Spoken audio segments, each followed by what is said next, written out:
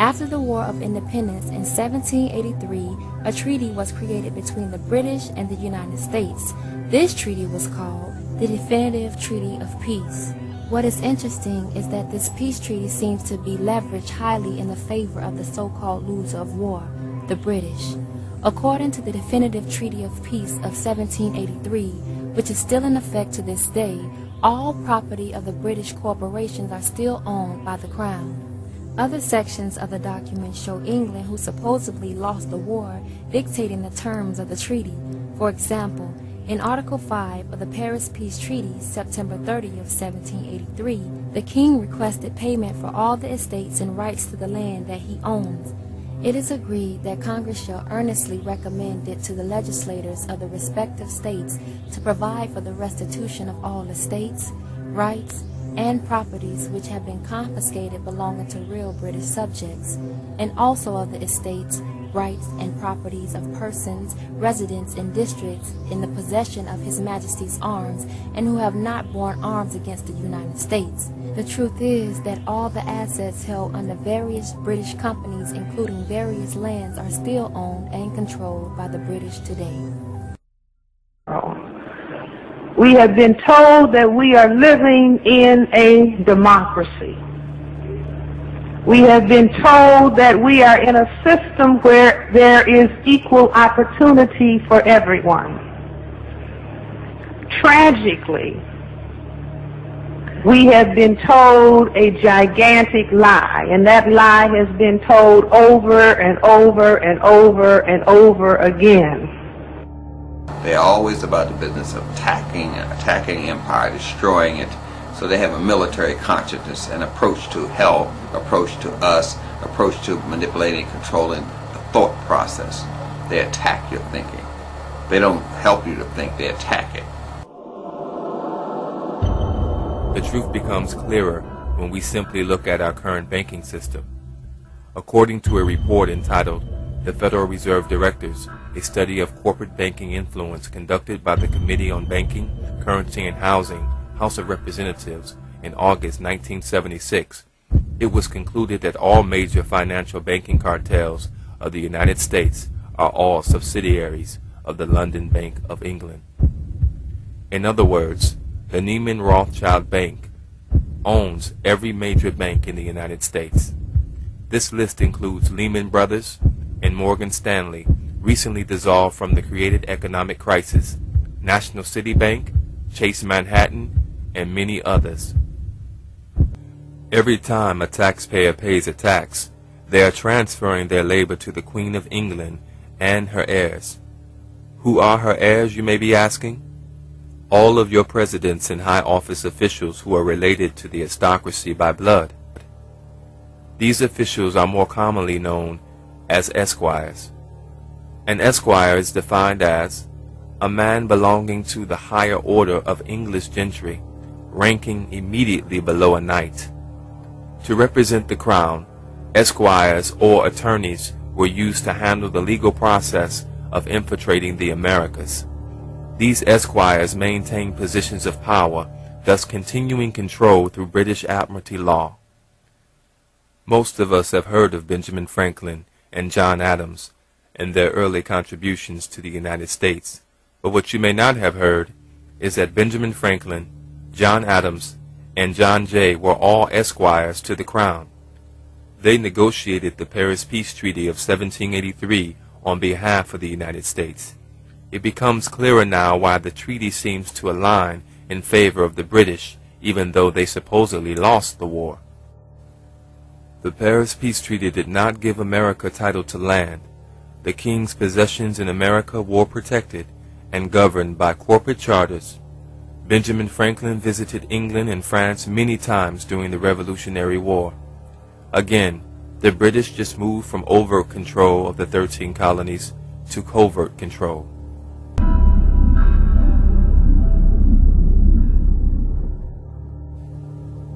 After the Civil War, the United States was financially weakened.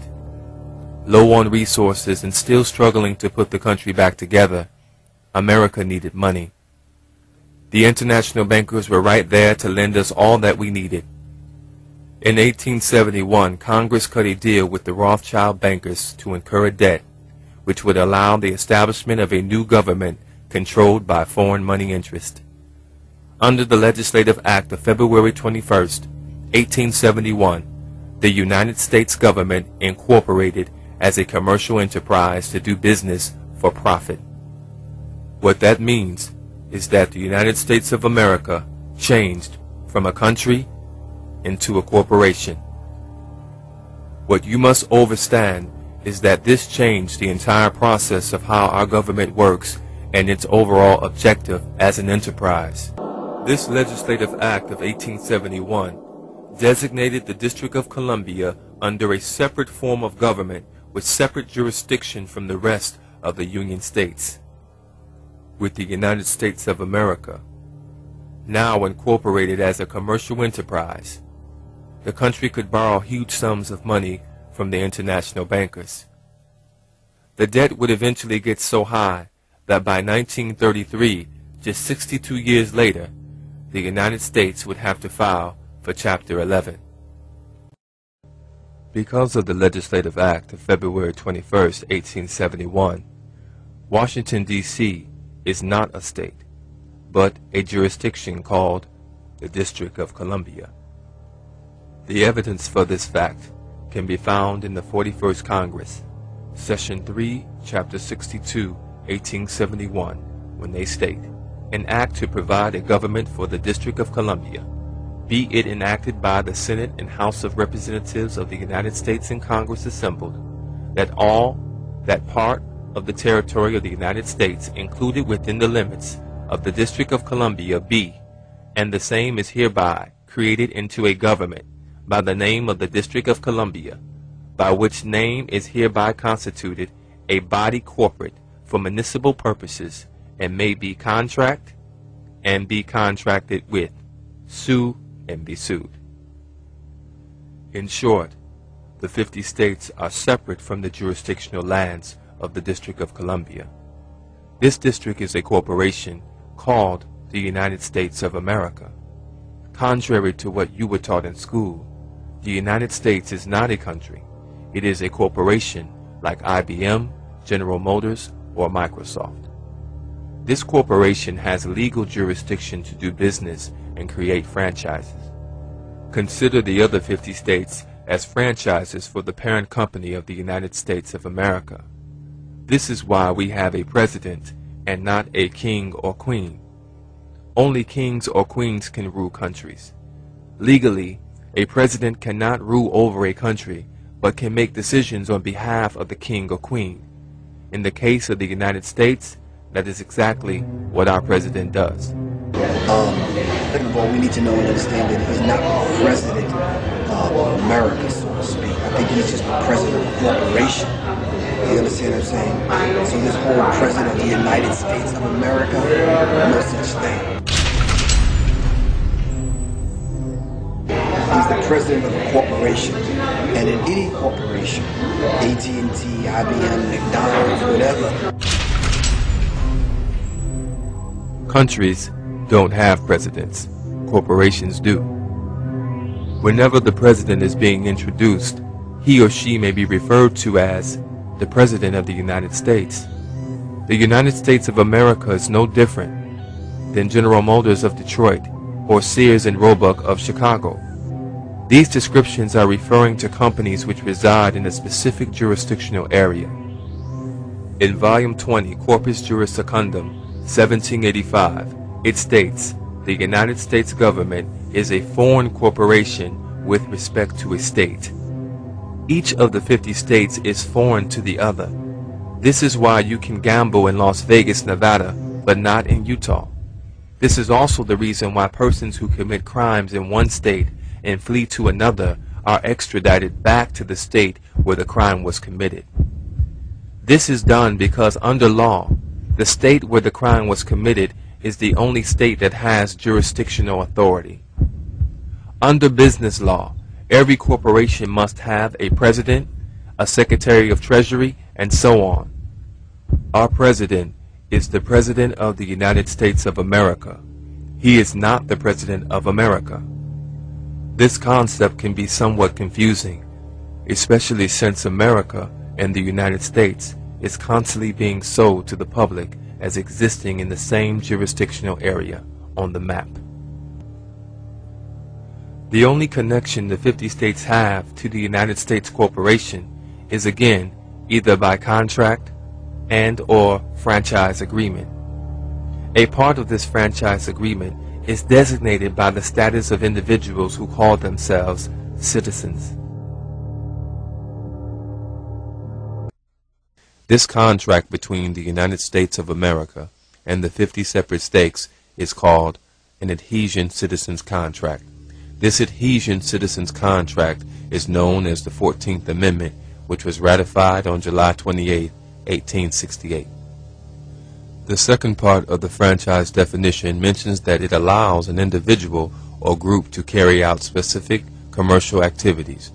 These activities fall into a category called interstate commerce. Article 1, Section 8, Clause 3 of the United States Constitution is known as the Commerce Clause. It states that Congress has the power to regulate commerce with foreign nations among the states and with the Indian tribes of the time. This power fell under a regulatory body called the Interstate Commerce Commission, or ICC, in 1887. Each time you sign your name or pledge an oath, you are changing your status. You may be asking, what about American citizenship?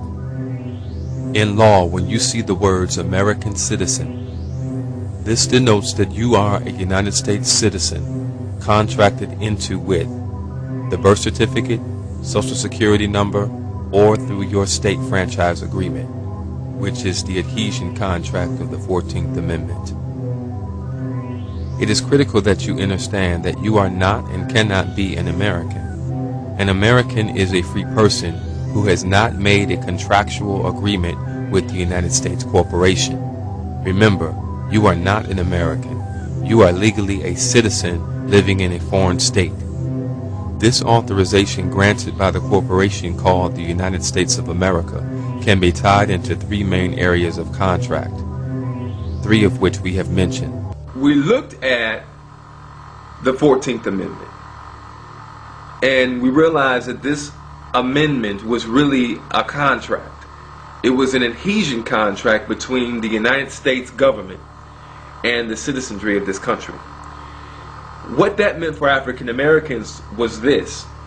It meant that the old days of slave ownership, where a white male owns a slave on a plantation, was done away with.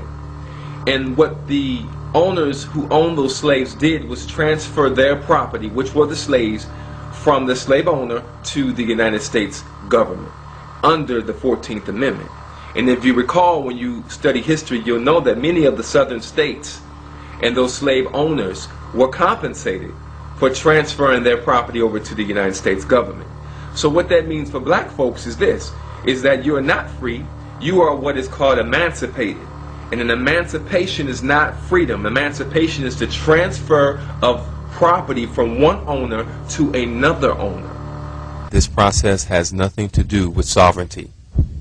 A citizen of the United States Corporation or American cannot be sovereign because they do not own the land or have clear title to land. Further, these persons have not established a military to take the land or to create their own land within the continental United States.